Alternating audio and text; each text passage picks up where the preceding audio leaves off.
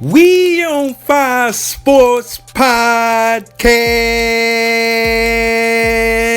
the spot, season number 5. Woo, boy, it feels good to be back. And man, woo, boy, I appreciate you guys checking it out, man. Season 5, man, debut episode of season number 5. We on Fire Sports Podcast, the spot. We provide hot fire takes and analysis across the sport and landscape.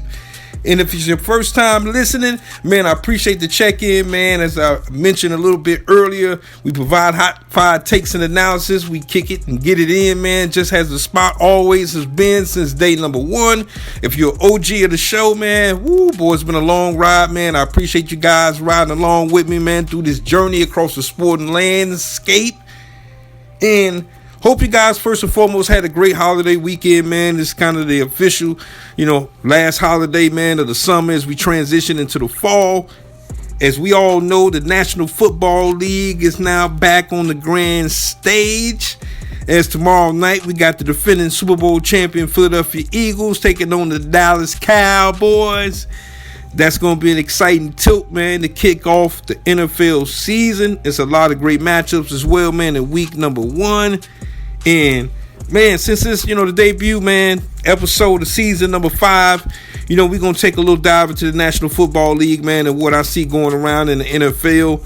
Man, coming up, on Friday, man, we're going to check back in, man. We're going to do the whole Super Bowl predictions and the picks and so forth. But on this one, man, we're going to just sit back, kind of lay back and get into this NFL mode, man. It's just the opening week of the NFL season. I know all football lovers been waiting a hot minute, say for that. So, man, that's definitely going down. We got to talk about the Micah Parsons trade. Dallas Cowboys move on for Micah Parsons, ship him out to Green Bay for 2 first-round picks, and Kenny Clark, defensive tackle, going back to Dallas in the trade. And a lot of people saying, man, it's Jerry just being Jerry out here. Traditional Dallas Cowboys, man, not about winning, all about making the headlines and so forth. And, we're going to get into a little bit of that, man. Just my thoughts about that whole situation with the Cowboys and the Green Bay Packers, as it seems like now everybody across the football landscape thinks that the Packers got an opportunity to get to the Super Bowl. And to shout out, man, the newly minted, retired, the great Lee Corso, man, retirement from ESPN Game Day, man. Not so fast, my friend, on the Green Bay Packers coming out the NFC. I'm going to get my little tidbits across that as well as the AFC also. So, man, we're going to kick in the gear. If, man, you're OG, man, we're going to come back with the Big 5, man. I got my Big 5. My 5 hottest trending topics, man, going into the NFL season. It's just going to be kind of a kaleidoscope of different just thoughts and things that's on my mind as we go into another NFL season as well. We're going to talk a little bit of my Chicago Bears also, man. Can't forget about that, man. Just bear down. Just what we got coming up this season. Ryan Poles, general manager of the Chicago Bears, made a lot of big-time moves during the offseason, bringing in a lot of talent also, too, in the NFL draft. And just this Bear team and Caleb Williams in year number 2 with a new head coach. Ben Johnson making his debut coming up on Monday Night Football against the Minnesota Vikings. And so, I'm going to speak a little bit on my Bears on here as well. Also, can't forget about college football. College football jumped off. We had a big-time tilt between the Texas Longhorns and the Ohio State Buckeyes. There's a lot of talk about Arch Manning going into that football game. And, just like most, I was excited, just to see what, Arch got to deliver. Big-time test going on the road, taking on the defending national champion Ohio State Buckeyes. I knew it was going to be tough sledding for him. And for me, I just think that Arch Manning, man, he's just developing. I just think that you can't put the cart before the horse. I think, Steve Sarkisian, if he's all what they say he is as far as being an offensive coordinator, and, I've seen, obviously, it stops, in Tuscaloosa and, obviously, at SC. But, Arch Manning is a situation of where he should get better as the season go along. Now in the whole landscape of the college football playoff, this loss for Texas is not going to hurt him in the big picture. Definitely they seen what time it was on offense. And, I just think that, one, Matt Patricia, the defensive coordinator of the Ohio State Buckeyes, he had a good game plan for Arch Manning and the Texas Longhorns. And he knew that it was his debut really on the main stage against a real football club. He fell up a little short, but, I think he's going to have better days, man, in the future coming up. Big time tilt also, too, between the Miami Hurricanes and the Notre Dame Fighting Irish. Those are old enough to remember the Catholic versus convicts. I was just ingrained, with the rivalry. Obviously I was riding with the U. No question, no disrespect to Notre Dame. They made a good time season last year, getting to the national championship game. And Marcus Freeman, the highest coach on the block right now. They'll pick up the pieces. Obviously losing 27-24. For the Canes pulling off that victory, man, down there in Miami. So we got a good little test. Penn State looked pretty good. South Carolina looked pretty good. And Sellers, he's a quarterback that, he's moving up the board. This is a big physical guy. We'll see just with the weapons that they're able to develop down there in South Carolina. But, I've seen a young man that I think, if he keeps playing well and at this level, is going to be a first-round pick in the NFL draft coming up this April. So we'll see what that do, man. But it was definitely exciting just to see football, man, on its full tilt, especially with college, just jumping it all off and everything. And, as we get now into the month of September, can't forget about Major League Baseball is now. We're in the final month of the season. There's some teams out there that's, still have an opportunity, pretty much, to try to get themselves at least in a wild card situation if the division ain't fruitful for them. So, baseball now is getting to the, the last final leg of the long MLB season. But football is king, man. Football is king, so it's definitely back. Another little thing, man, that piqued my interest, man, just really kind of came across the sports desk a little bit earlier that I'm going to get into, man, is just the whole situation with the Los Angeles Clippers, man. This story came out of nowhere. And shout out to Pablo Torres, formerly of, ESPN, and just the good work that he's done over the last, say, 6 months or so. Just with his investigative journalism, just across the board. I tip my cap to Pablo, man. He's been impressing me out here. The main thing coming down the pipeline is just the situation with the Clippers and so-called Steve Ballmer, had a secret job for Kawhi Leonard, paying close to upwards of $30 million, and it was a no-show type of job, like it was a, college, recruiting favor or something like that. Big-time move to try to circumvent the salary cap. And if this is true, we've seen the last time that the commissioner, Adam Silver, has put the hammer down on the Los Angeles Clippers. And it was with the whole situation with Donald Sterling, as he got banned for life with just the leaked tape that came out and just was the demise of him. And, he was a little bit older in age at the time as well, and, got forced out of there, and Steve Ballmer came in. But, man, you get caught trying to circumvent the salary cap now with the NBA, making all these moves as far as, the second apron and the luxury tax and just how hard it is to kind of build, quote unquote, these super teams. The hammer's going to come down swift on the Los Angeles Clippers. And this could be a crippling blow. This could be crippling because they're already going to roll out next season one of the oldest teams in NBA history, even though, all of these guys are good, respected players such as Kawhi Leonard and, him, obviously just weighing out, say, being healthy. And, I just think that him being at the forefront for their organization and him being in this story, to me, as I mentioned, man, if there's some truth to this story, if there's some fire to this smoke, yeah, the hammer's going to come down swiftly, man. So we'll see what it do.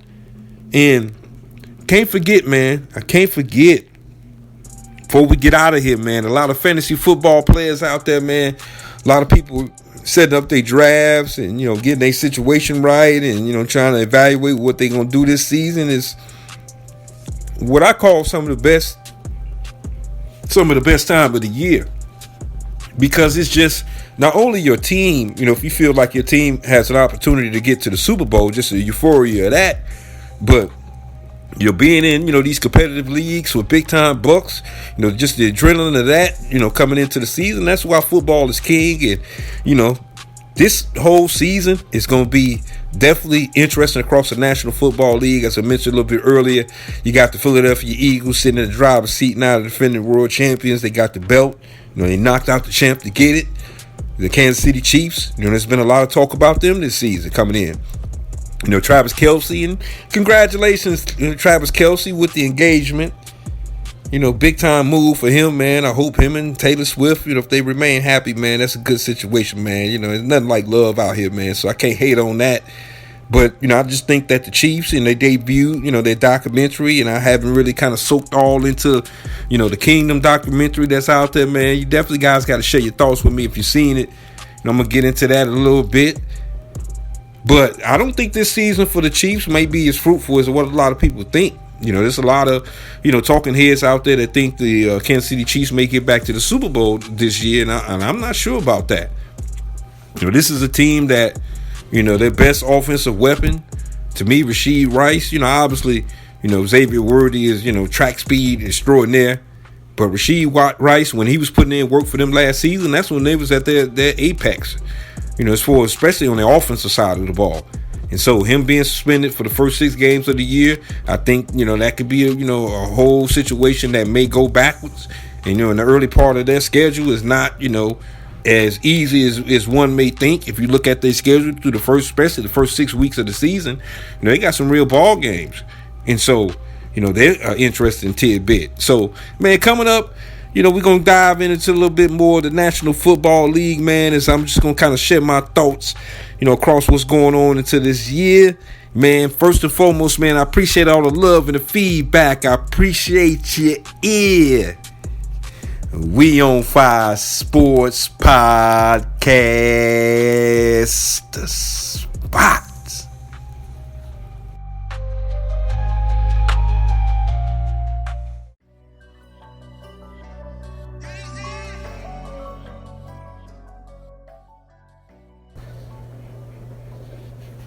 We have a trade, people, as the Dallas Cowboys traded Micah Parsons to the Green Bay Packers for 2 first-round picks. As the Packers were shipped out Kenny Clark down to Dallas. Dallas Cowboys, Jerry Jones, and Micah Parsons just couldn't come to an agreement on a contract situation.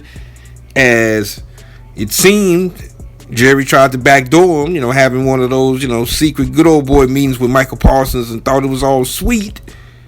And David Archuleta, the agent of Michael Parsons, I don't think so, pimping. And so, to me, I think, at that point it got a little personal. I think Jerry got a little hot under the pants after that situation. And for me, it was a thing to where once I heard that they hadn't spoke or had any kind of correspondence as far as contract from that day in March all the way up until, what just happened with the trade, their mind was already made up, but they were slow again to the party. The Dallas Cowboys should have understood what that was at that point, especially by April, and just shipped them to the highest bidder during the NFL draft. You get an opportunity to get more for the bang for your buck as far as compensation going back down to Dallas. A lot of people say, hey, those first-round picks from Green Bay would be late-round picks. And, and that's all fine and dandy per se, meaning that if you're a good team that's able to draft, which Dallas has been a good team over the last couple of years of being able to draft players, you're still going to get somebody with those picks, if you do your due diligence. But for me, it's a situation to where, Green Bay had to pony up, a hot, cool, close to $47 million annually for this guy. And, last time I seen Micah Parsons in a meaningful game, was against the Green Bay Packers in the playoffs. A couple years ago, where he was, on a milk carton the whole game, pretty much. So, outstanding talent. A lot of people were just basically saying, hey, why didn't, the Buffalo Bills, or why didn't the Baltimore Ravens, or why even, my Chicago Bears, and obviously there was some talk about other teams being, interested and kind of involved in the mix, but to be able to break off that bag of corn after also too giving up compensation, solid organizations, they're not going to make that move. They're just rather, the whole stay pat on that. And so now, Green Bay, they're the hottest kid on the block right now. There's a lot of people, got them, penciled into the Super Bowl, representing the NFC. And I just don't believe so. It is not, due to my, hate of Green Bay, obviously being a Bear fan. It just boiled down to is that Jordan Love, to me, had an all right season. Jordan Love, to me, is not in the top 2 tiers of quarterbacks in the National Football League. Now, you can win with a, what I call a lower tier type of quarterback. We seen that, with Brad Johnson with the Tampa Bay Bucks back in the early 2000s. We seen that with Trent Dilfer. We've seen it before, but at the end of the day, how competitive the NFL is, I just think that, to me, you got to have at least a top 10 caliber type of quarterback to really make a realistic Super Bowl run. Do I think that Jordan Love is a top 10 quarterback? I don't believe so presently. Now, do I think that can he develop and get himself, to a top 10 quarterback? Absolutely. The guy's talented. But to me, he was nicked up last season. Now, this is an offensive core that's the youngest offensive unit in the National Football League. They drafted Matthew Golden, who I think is, going to be a good guy coming in for them. But they got a gang of receivers, young guys who are still trying to kind of find their footing in the National Football League. Now, Josh Jacobs is a bell cow for you. That's a guy that they leaned on a lot last season, rushing for over 1,500 yards. So, I'm not saying that this team is not a playoff team. I'm not saying that this team has the talent and the ability to win a playoff game. It's just, for me, with Green Bay, is a wait-and-see approach, because even though the AFC is, say, stacked, you still got, the defending NFL champion, Super Bowl champion, and the Philadelphia Eagles still back on the block. They ain't going nowhere. So, we'll see it just about that. I just thought people were just a little geeked up, after the trade. Michael Parsons, outstanding player, but he's just one guy. And as we saw, units, as Philadelphia showed last year, is that it's really about the sum of the parts. And so it's going to be interesting. And speaking of the AFC, Kansas City Chiefs, they've dominated the AFC for many, many, many moons, many years. Seems like you can just pencil them in to Super Bowl. Last time, they got knocked off, before getting to the Super Bowl, was my man Joe Burrow going up into Arrowhead and knocking them off. But since then, he's, two-stepped all the way to the Super Bowl. And last year, going for the three-peat, they fell up short to me against a team that was just a better organization, a better team, a better roster. And so this year, Baltimore, if you look at their roster from top to bottom, they're probably a better talented team than the Kansas City Chiefs. When you look at, say, Buffalo, I think Buffalo and, to me, Kansas City is probably on the same level from a talent standpoint. But there's more talented teams, but obviously you got Mahomes magic. But Mahomes now is surrounded by a 35-year-old Travis Kelce. You got Rashee Rice, out for the first 6 games of the year. And you got a second-year receiver in Xavier Worthy. You got, Pacheco, who, last season, broke his leg. He was able to come back. But we'll see. They still got Kareem Hunt in the fold. These are not what I consider, top tier type of backs. And so, Andy Reid, he's not what I say, getting any younger. And so their dominance, for me, I'm taking the field. It's just Buffalo, as well as I mentioned Baltimore, the San Diego, I'm sorry, not San Diego, but the Los Angeles Chargers. They got to the playoffs last season. Denver got to the playoffs last year. And so those teams, they have good coaches, and they're building up their organization. So, I just think that, Mahomes and the Kansas City Chiefs, they're in a tough airspace right now. Meaning that at some point, every dynasty, you have to reinvent yourself. We saw that with the New England Patriots. Tom Brady won 3 out of 4 years. A young guy, just like Patrick Mahomes. Then he went 10 years without winning the Super Bowl, and then got dominant again on the back end. So this league turns and twists. And so if you ask me, I'm taking the field. But I'm going to get into my true Super Bowl predictions and so forth, man, on Friday's show. We'll go ahead and get it in. But another little tidbit, and thing that I saw across the National Football League is what I call coaches be damned. Meaning that there's a couple coaches out here, man, that seat has gotten a little warm already. And it's really, to be honest with you, a 3 or 4 week situation. And first, that's Zach Taylor with the Cincinnati Bengals. This is a team that just can't get right in the first month of the season. I just don't get it. Now, you can blame it on preseason. But there's a lot of teams that got, top tier talent that don't play guys and don't come out and just drop a dud through the month of September every single year. I mean, just think about this for a minute. You had Joe Burrow, who led the league in passing yardage as well as touchdowns last year, and you had Jamar Chase, who won the Triple Crown. Receiving yards, touchdowns, and catches. And the team fell short of the playoffs. So now we've all know Mike Brown is a guy that is loyal to a fault. I mean, Marvin Lewis just every single year that team was talented and just fell up short. And just Marvin I don't know if he had just the secrets of Mike Brown's just life in the closet somewhere at his crib. But he's been a loyal guy, Mike Brown has been, owner of the Cincinnati Bengals. And so, but I think that seat be hot, though. I think that seat is getting real lukewarm. And so, to me, the first 3 to 4 games of the season is paramount for the Cincinnati Bengals, man, or it could cost Zach Taylor his job. Another guy whose seat getting a little hot. Going to go a little bit further south in the AFC. And this is Mike McDaniel of the Miami Dolphins. This is a team that, they've had some issues. Tariq Hill, had some issues, with Tua and just the comments about the team and get me up out of here and all that. And Tua did a good job of being just a leader in that situation. As those who've seen obviously the press conference that he spoke a little bit about it is that, hey, this ain't no my bad, dude. You're gonna have to show that you're a guy that's investing in being down here. And to me, this is a team that have the quote unquote soft label. And so, to me, I think that seat is getting a little hot down there in Miami. So, it's going to be interesting to see. Obviously, those who are OG of the show, man, I got to send a special shout-out to my man Steve, man, Miami Dolphins correspondent. We definitely got a kick game about the Dolphins, man, coming up pretty soon. Also, too, man, those who definitely is first time checking us out, man, we absolutely have correspondence that's falling through on every level of the sporting landscape.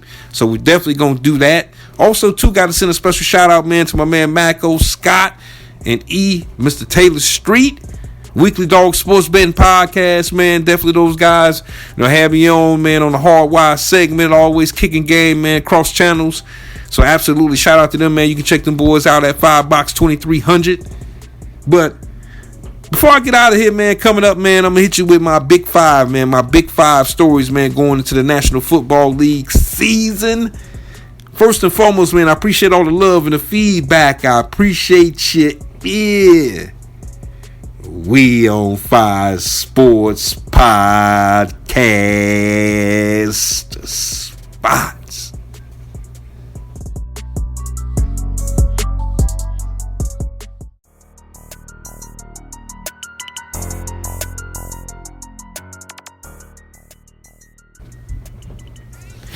Welcome back. And before we get out of here, man, don't forget, man, to check us out, man, on Podbean, man. Also, too, where all podcasts can be listened to. Also, too, on Facebook, We On Fire Sports Podcast. Also, too, on Twitter at We On Fire Sports. Also, on YouTube, We On Fire Sports Podcast. And we got this Big 5, man. My Big 5 topics going into the National Football League season as football is back. Feel like a national holiday, man, coming up this weekend versus last weekend, man. It's official football season across the board. And at number 5, my number 5 coming at you, man. It's all about Aaron Rodgers. This could be his final NFL season. Moved on from that disastrous situation in New York from an injury standpoint. Went out the first couple plays in the first official game as a New York Jet. Came back in the second year. Things went left. Robert Saleh got fired. It was just a whole lot of just wildness going on. Just the Jets being the Jets. And he was out there just, little pony, running around, in the forest. And the Pittsburgh Steelers came in, Mike Tomlin, and said, hey, you know what? You are a 40-year-old plus quarterback, but we feel like you made enough plays to be able to help our organization and at least get ourselves into the playoffs and maybe win a playoff game or two. But the most interesting point with me for Aaron Rodgers is that I think he's going to be at peace this season. And what I mean by that is that if this is his last NFL season, I think he's going to be a better leader than he's been before. I think that the respect level of him and Mike Tomlin, I think, is a real thing. But Steelers are in the tough AFC, especially in a tough division in that AFC North. One of the toughest divisions, if not the toughest division in the National Football League. And so, do I think this team and Aaron Rodgers, going to make a miracle run into, to the Super Bowl this season? I don't see it. And it's not being disrespectful to the Pittsburgh Steelers. It's just they're in a tough AFC. And it's a tier thing in the AFC. You got your first tier, obviously, Kansas City, Buffaloes, and Baltimore. And then you got the second tier, such as the Denver Broncos in that mix. You got the Los Angeles Chargers in that mix. You got the Houston Texans in that mix. And the Houston Texans probably got arguably the best defense in the AFC overall this season. No disrespect to the Steelers, I think, but their guys are a little bit older than the guys down there, man, in H-Town. So I think that the Steelers, Mike Tomlin, he's never going to crack below, 500. He's going to at least get himself into the playoffs. I think it's going to be that same situation again. But number 5, man, Aaron Rodgers, man, maybe in his final season playing it out for the Pittsburgh Steelers. At number 4, and I spoke a little bit about this a little bit earlier, man, and it's the Cincinnati Bengals. In that tough AFC, they got a high-powered offense, arguably a top 5 offense across the whole National Football League. I mean, you got the Triple Crown winner. You got a guy that led the league in touchdown passes, also 2 in yardage and Burrow. They re-signed Trey Hendrickson, to a deal to keep him kind of satisfied. A defense that was just straight horrible last season. And so I think that Zach Taylor, as I mentioned a little bit earlier, he's on the hot seat a little bit. This team has got to come out the box, definitely in the first month of the season, and win some games. And so, for me, I think that, they may move forward and move on from Zach Taylor if this thing don't go right. But I think there's a lot of pressure, especially on the defensive side of the ball for the Cincinnati Bengals, to at least keep this team at least at 500 going through September. That'll be trending upward just based on their past performances. But I got the Cincinnati Bengals, man, coming in at number 4. If this team will be able to get to the playoffs, I think they will be able to get to the playoffs this season. I just think that the offense, they may go back a little bit slightly, but, they got a good youngin' in Chase Brown, running back. Good job. They just, broke off T. Higgins, man, got him paid. And so, I just think that the offense is the offense. They're top 5 offense in the league. And if the defense play at least, top, 15, this would be a team that can win you maybe 10 or 11 games this season. So we'll see what it do, man, for the Bengals. But I got them coming in at number 4. At number 3, it's all about we got the belt. And we may have a mini dynasty going on ourselves. And that's the Philadelphia Eagles. Coming in at number 3. The reason I mentioned the Philadelphia Eagles, because there was a lot of sly talk, man, about Jalen Hurts all summer long. People just all summer long no, this guy not a top tier guy. This guy just he alright. And now I can respect some of that. Now Jalen Hurts, he's not a guy that's gonna go out there and throw the ball 45 times a game. But Nick Sirianni and the Philadelphia Eagles don't need him to do so. They're a well-constructed team on the offensive side of the ball, probably the best offensive line in the whole National Football League. They got the best running back in the National Football League. And so if it ain't broke, don't fix it. Now, A.J. Brown might have to go get him, an extra book, on the sideline from time to time. But, there was a lot of, hate on Jalen Hurts in my personal opinion because this guy, he's won at every stop he's been at. At every single stop. He was outstanding in high school, playing for his pops, legendary high school coach down in Texas. Then, move on to Tuscaloosa and Nick Saban. Won a national championship there. They showed him the door because, he was all strung up on tour. All right, cool. I take my bag and I moved to Oklahoma. Played outstanding there. And so, Jalen Hurts has proved his worth as far as if you got the belt, you got the belt. And so, Philadelphia Eagles, man, I think that, even though they won the Super Bowl, I just think that they're not getting the kind of shine I think they're supposed to get, because this is a well-constructed ball club. Howie Roseman, general manager of the Philadelphia Eagles, he's done an outstanding job with this unit. We saw it in the Super Bowl. They was just rolling in defensive linemen like it was an assembly line. Whether it's Jalen Carter, whether it's, just whoever. Jordan Davis making plays. Cooper DeJean making plays in the secondary. And so, this is a well-constructed unit. And so I just think that they didn't get they little respect, I feel, totally, as far as winning the Super Bowl and gotten a realistic shot at trying to repeat this thing. So we'll see what it do with the Philadelphia Eagles. I got them coming in at number 3. At number 2. This all about Josh Allen. Congratulations to Josh Allen. He got married, got a beautiful wife. Congratulations to him. I've seen, his commercials, this summer. Great guy. But you got to get to the Super Bowl. Now, you'll take the road less traveled to get there if necessary. But if I'm the Buffalo Bills and we seen them on Hard Knocks, they in a position now where they should want all the smoke.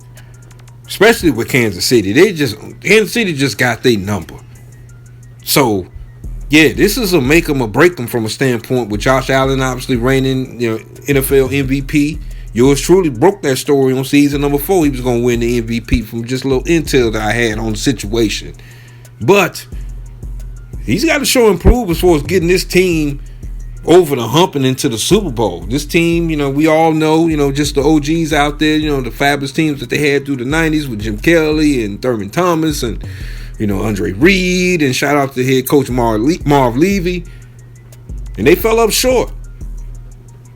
To me, Josh Allen got probably the second biggest boulder that's he carrying into this NFL season, man, from a pressure standpoint, as far as they got to get to the end game than anybody in the league.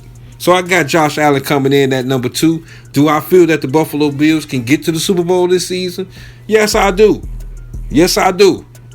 But we got to see. That's a real situation. Like I said, man, the Kansas City Chiefs have had this team number over the last few years, man, in the playoffs. So we'll see with Buffalo if they can able to take that next step and get themselves to the Super Bowl, man. Got the Bills coming in at number 2. At number 1. Same situation, different team, different quarterback. Lamar Jackson, same airspace as Josh Allen. They both have accomplished everything you can accomplish as a quarterback outside of winning the Super Bowl. He got his own MVPs. Shout out to him. I seen him, getting his act on, man. Big shout out to Lamar Jackson, man. Kind of shook me up when I seen him, getting his act on, man. I ain't going to get into that, though, at this point. But what I meant to say is the whole situation with Baltimore, man. They got to get over the hump. And I'm not saying that it's all Lamar Jackson's, all his fault per se. But he has to play better in, say, those games. Now, a lot of people blame Mark Andrews, obviously, what happened last season, with the Baltimore Ravens. I understand that. But to me, Lamar Jackson, just like Josh Allen, he's got to be able to conquer Mahomes and get himself to the Super Bowl and win it. Now, the job that Eric DeCosta has done, the general manager of the Baltimore Ravens, has been outstanding. They got one of the best defensive units in the league. To me, they didn't play up to snuff last year as far as the whole unit is concerned. They kind of had some laps in play, during the course of the season. But I just think that this team has to get to the Super Bowl. And obviously, you get there, you want to win the Super Bowl, but it's all on Baltimore, man, and Lamar Jackson this season. So that's my big 5. My big 5 topics going into the NFL season. And we're going to be right back at y'all, man, on Friday, man. Definitely got a Friday episode jumping off. That's when we're going to get into those Super Bowl picks. Just my picks and predictions across the whole division, across the National Football League. We're going to get into that. So, man, I can't wait, man. But thanks first and foremost, man, for you guys checking me out. As I mentioned, it's your first time listening. Man, I appreciate your time and I appreciate your ear. If you're OG of the show, man, you know what to do, man. I appreciate you guys checking in. We on Fire Sports Podcast. The spot.